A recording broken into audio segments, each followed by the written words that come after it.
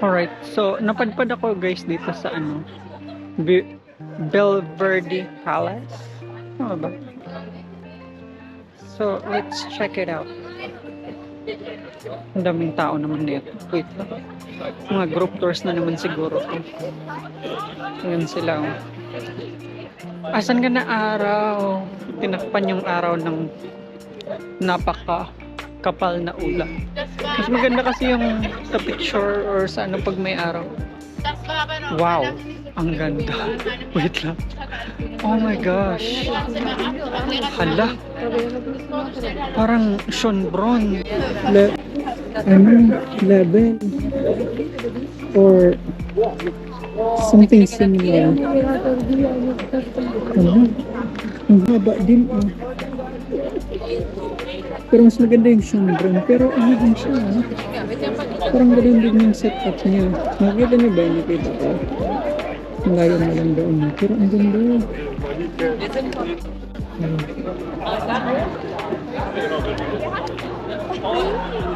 Okay. Ang grabe yung design. Pero ang ganda nito from there. Sa malayo, ayan, sa may daan. Saan ano? Kasi papasok na ito sila.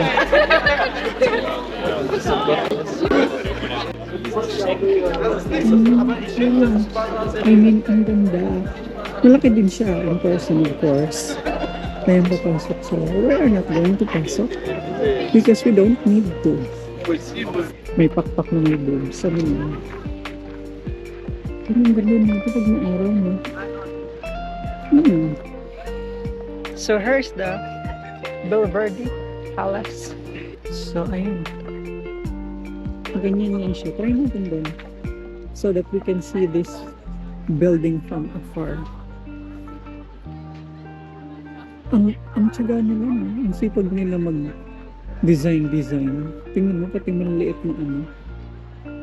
Tapos yung mga statue, walang magkapareho. Lahat unique. Amazing. So let's try to... Kaya alam mo, itong puno nito ng triangle. Nakikita ko lang po sa TV, sa internet, or kung saan man. Ang cute. Siguro weekly nila tinitrim ko. Ang galing naman. Dapat. Pero hindi siya... Hindi pa naman siya dapat ganun kadilim. Yung araw kasi ay natakpan. So, this is the look. Siguro mas maganda to kung ano, merong mga flowers, no? Autumn na kasi kaya siguro walang flowers. Because it's fall and leaves and flowers are starting to die. Ayun, no? Yung mataas na yun. Yung ata yung St. Stephen's Cathedral. So that is it. Oh, ang ganda niya sa malayo. Yung palace. Amazing. Vienna amazing. That's the word.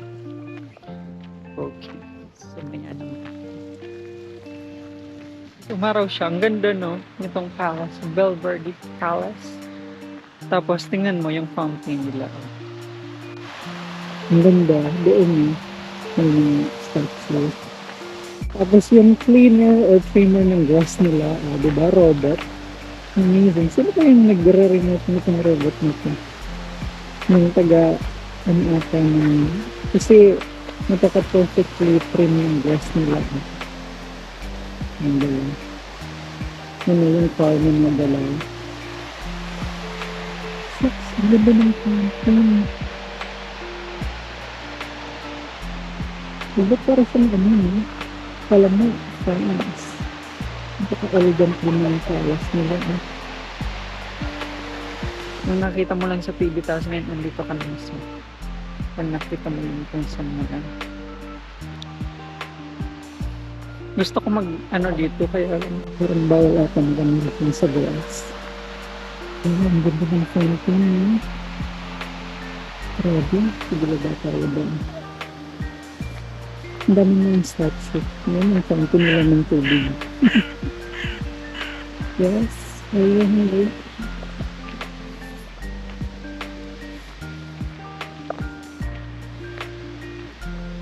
Tapos, yun. Ano pag zoom nito? Gusto ko i-zoom yung fountain mo. Ang ganda mo. Meron pa palang isang fountain dito sa baba. Ang ganda din, no? Ang dami ding statue. Ayun.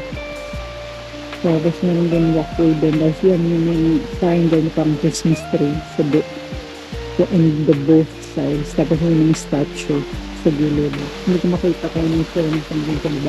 I'm thinking that this is the palace or the place of the king and queen of Austria before, because look at this. It's an amazing palace, right?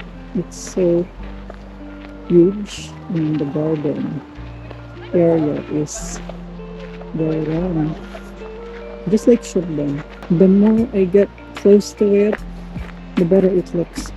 At may fountain din, pero pinapos sila sa tubig, wala na siyang water. Hindi mo naman, sipag mo na mag-ano ng mga statue. Kahit saan ka tumingin yung ganun, kahit yung mag-fasad lang yung building, yung fountain na social, tumingin.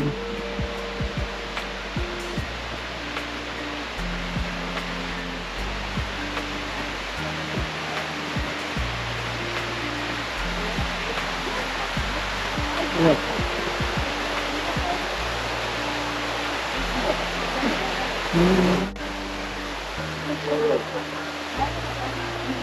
Ang daming nagpipicture, pero sa akin walang nagpipicture. This is an amazing building.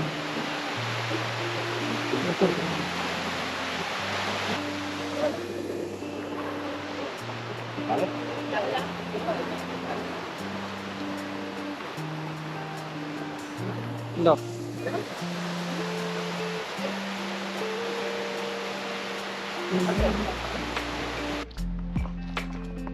I'm going down to see the other fountain.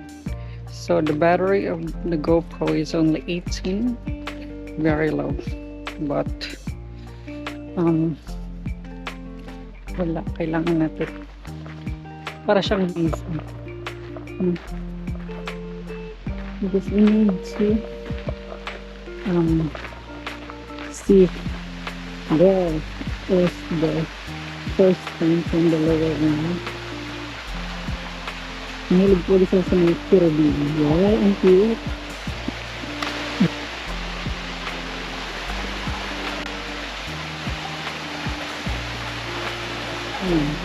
16 million, wala ka lang din.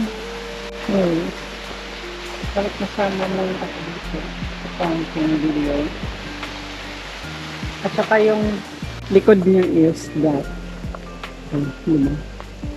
Yung parang walkway na may mga Christmas tree. So I guess that is it. Mag-exit na tayo doon. Diretso.